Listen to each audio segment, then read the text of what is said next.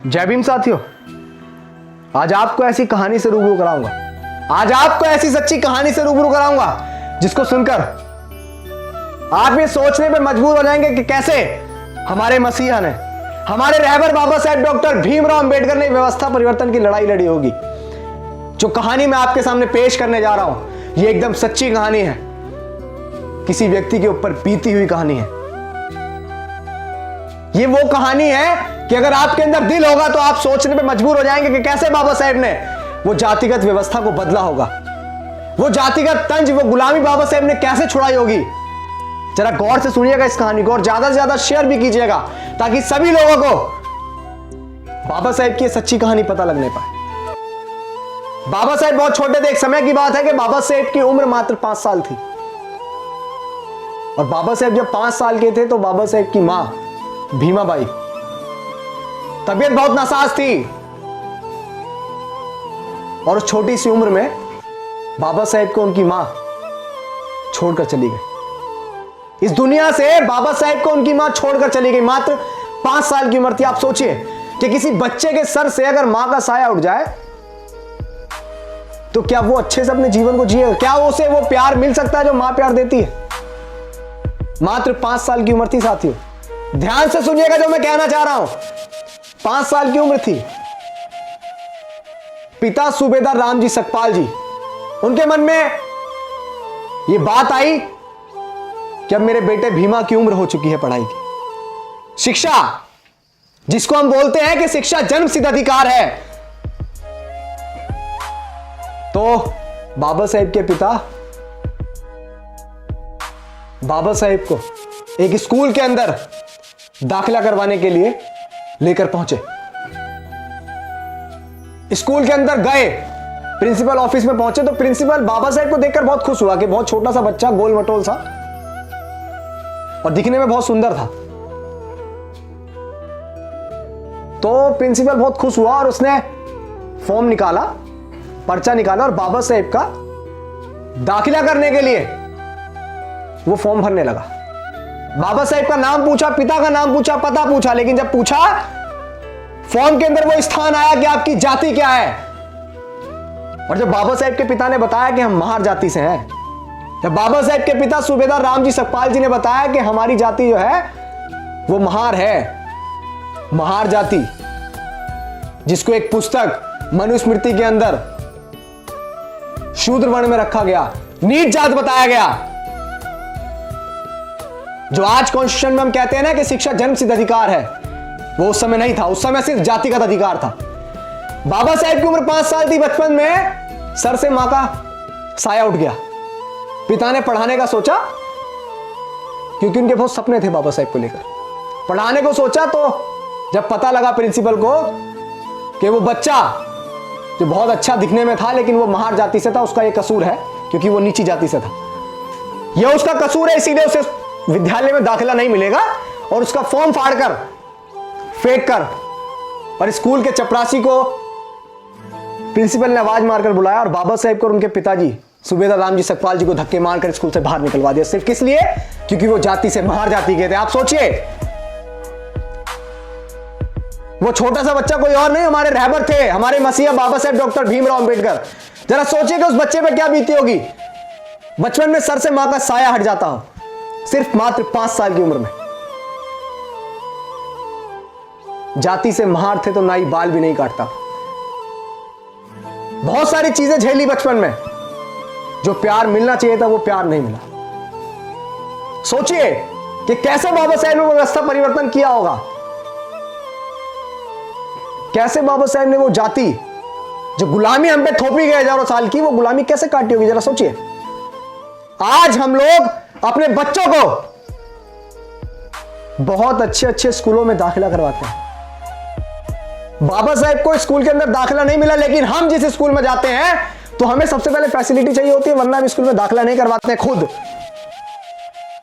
अगर स्कूल में अच्छी लाइट नहीं है तो हम नहीं पढ़ाएंगे अपने बच्चे। अगर स्कूल में एसी नहीं है, पंखे नहीं है तो हम नहीं पढ़ाएंगे। अच्छा पानी नहीं है तो हम नहीं पढ़ाएंगे। अच्छी बात है, बाबा साहेब कह के गए कि एक वक्त का खाना चाहे कम खाओ लेकिन अपने बच्चों को जरूर पढ़ाओ। वो इसीलिए क्योंकि शिक्षा का बहुत महत्व था। लेकिन वो बच्चा रुका नहीं, स्कूल से निकाल दिया गया, बहुत प्रयास किया, बहुत सारी चीजें हुई। लेकिन मैं आपको ये बताने का प्रयास कर रहा हूं कि सोचिए, जिस बच्चे को स्कूल के अंदर दाखिला भी नहीं मिला, उस बच्चे की वजह से आज आपके बच्चे बहुत अच्छे अच्छे स्कूलों में पढ़ते हैं, बहुत अच्छी अच्छी लाइटें लगी हुई हैं। ऐसे स्कूल में आप अपने बच्चों का दाखिला करवाते हैं कि बहुत अच्छे अच्छे पंखे लगे हुए हैं।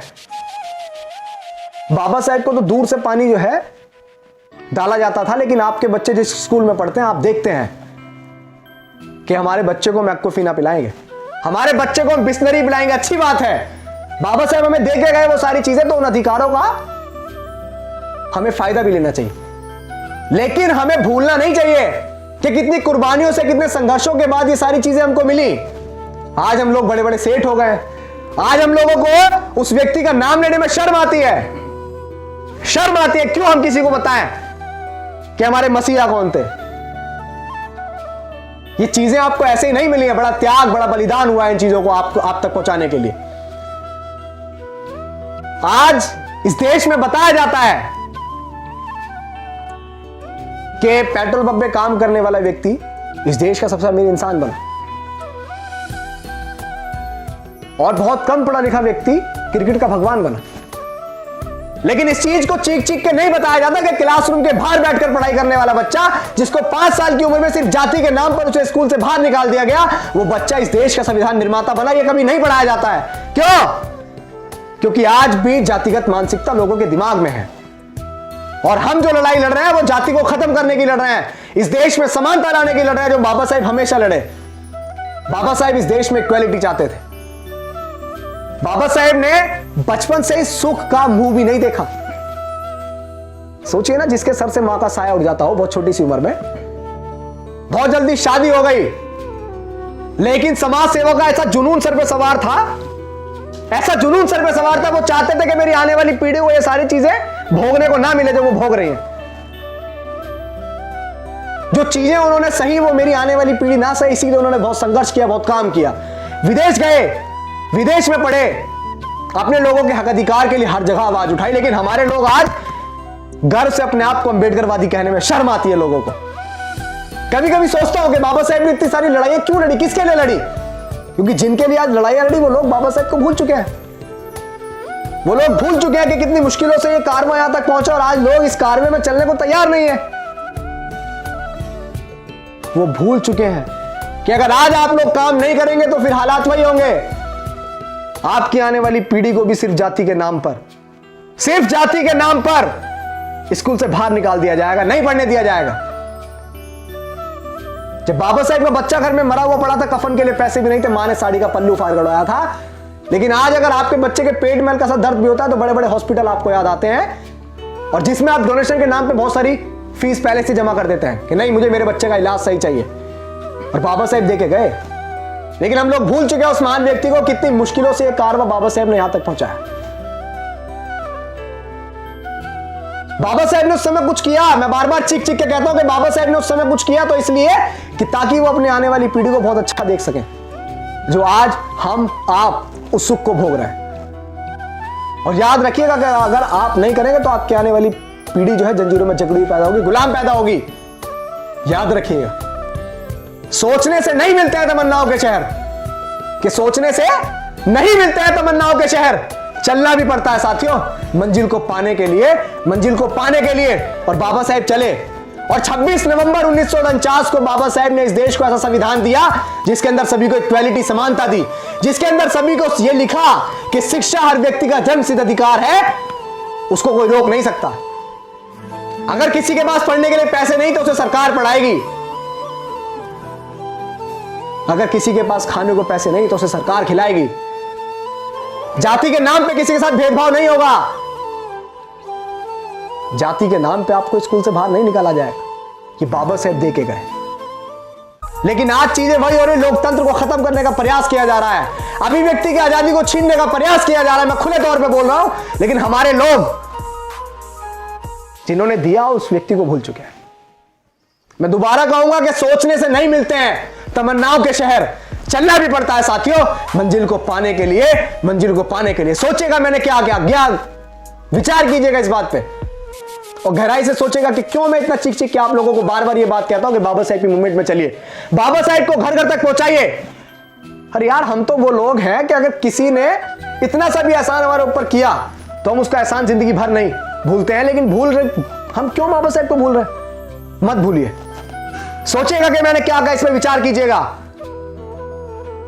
और लोगों तक भी इस मैसेज को पहुंचाइएगा जो मैसेज मैं आप लोगों तक पहुंचाता। बाबा साहेब का नाम घर घर तक पहुंचाइए, आपकी जिम्मेदारी है। जिम्मेदारी से आप भागिएगा मत भागिएगा साथियों, मत भागिएगा। बाबा साहेब भी भाग गए होते तो आपको हमको ये जिंदगी नसीब नहीं होती जो मान सम्मान स्वाभिमान की जिंदगी हम जी रहे हैं। जय भीम, जय भारत।